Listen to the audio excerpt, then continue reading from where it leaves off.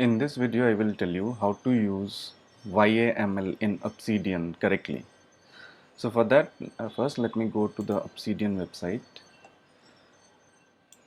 And here in the official help website of Obsidian, you can see they have mentioned that YAML has to be placed at the very top of the file.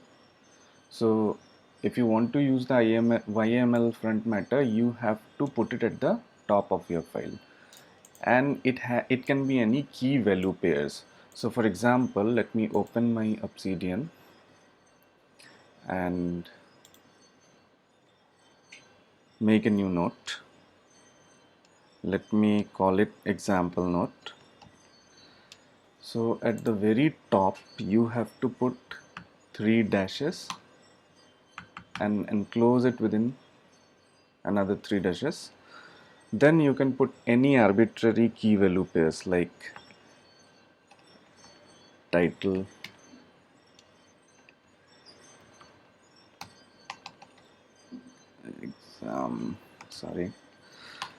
or author. Like this, you can put any arbitrary key value pairs. It depends on you. Now officially, Obsidian supports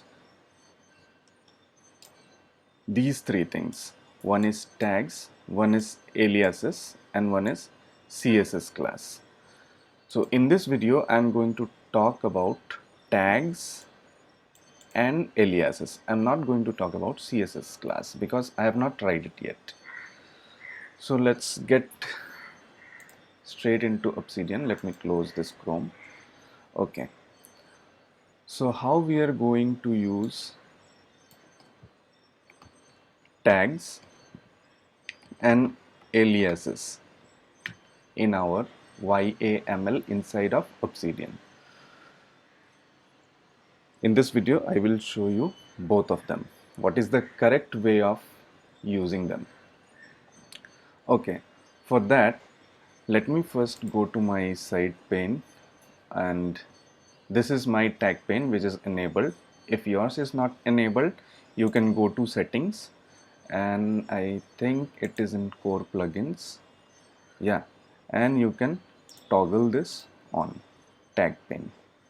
Okay, once it is done, here if you make it visible, the first you will see the backlinks, and here you can see the option of tag pane.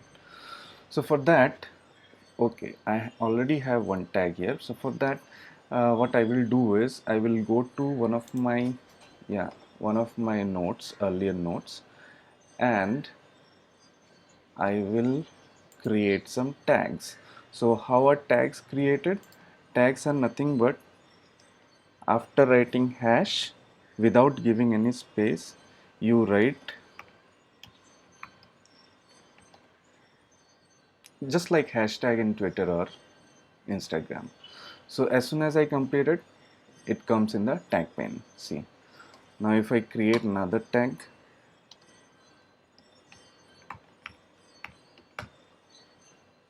okay, as soon as I complete typing, it comes here.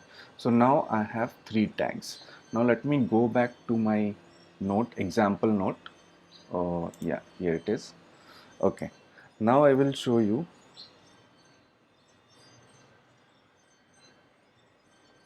Okay, let me zoom it a bit so that it is clearly visible.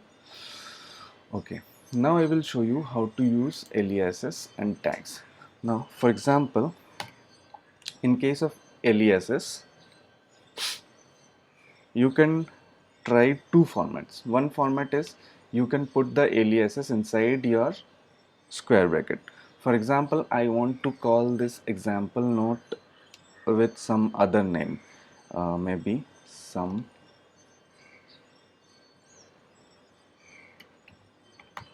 other name. So as soon as I type it into aliases, what I can do is I can come into the body. Yeah, so see here, this shows that it is an alias. This symbol shows that it is an alias, and it is pointing to example note.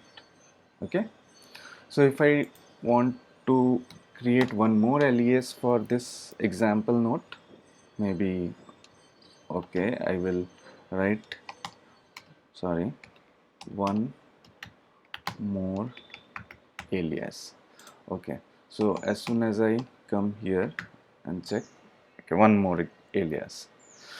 So this is one format, that is using the square bracket format. You can specify your aliases.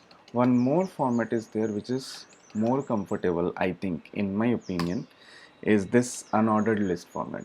So for that, what you have to do is, after writing this aliases and putting this colon, you just come to the next line and start your unordered list without giving any blank.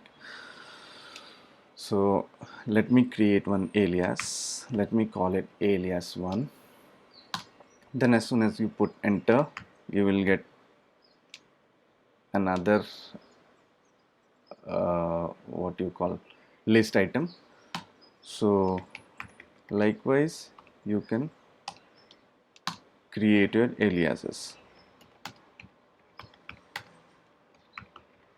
Okay, now let us check it here. Yes, alias 1, alias 2, alias 3, some other alias. These are created. So I feel this format is more comfortable for me, but whatever goes with you, it's fine. So this is done. So when you preview it, it will look like this. Your note will look like this. So your aliases and tags both will be here. I will show you in a moment, so that your body of the note is not cluttered. So what about tags? Now let me tell you how to write tags. I already have some tags here. Okay, so using the same square bracket format as for aliases, we can write our tags.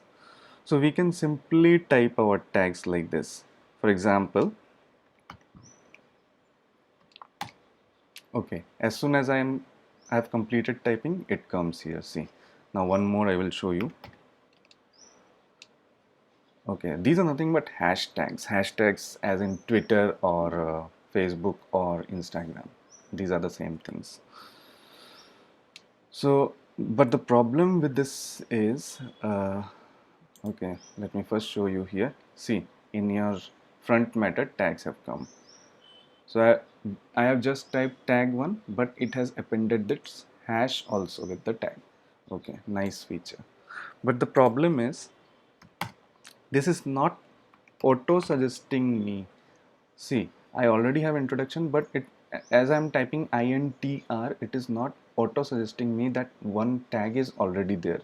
I think this feature is really helpful. See, in the body, if I type hash, it will immediately show me the available options.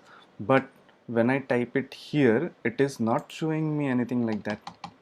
And yes, you can say that I'm forgetting to type hash. Okay, let me try this. If I type hash, it will show me that option. But when I go to YAML, it will show me invalid YAML, because hash is not allowed in YAML. Hash is not an allowed character in YAML. So in this case, what we can do? So for that, what we can do is, the solution is, we have to have inside the square bracket, we need to put double quotation mark and then one space. Now if I type hash, it will show me the available options. Okay, so there are 3 tags here. It will show me those 3 tags. Now I can select any one by simply clicking by mouse or pressing enter. Let me take another one. Okay, I'll take this. Let me create a new one. So new tag, and it will come here. And now when I go to the preview mode, it will not give me error. It will show me the tags. So I feel that this is the correct way of using YAML in Obsidian. So for aliases, I feel that this format is more comfortable. That is the unordered list format. because when you go to the next line it will give you another option. And for tags, inside the square bracket just put double quotes and then type your tags with hash so that you can get both the autocomplete options as well as it will not throw you any errors. So thanks for watching my video. If you like my video, please subscribe to my channel and also share and like my videos. Thank you.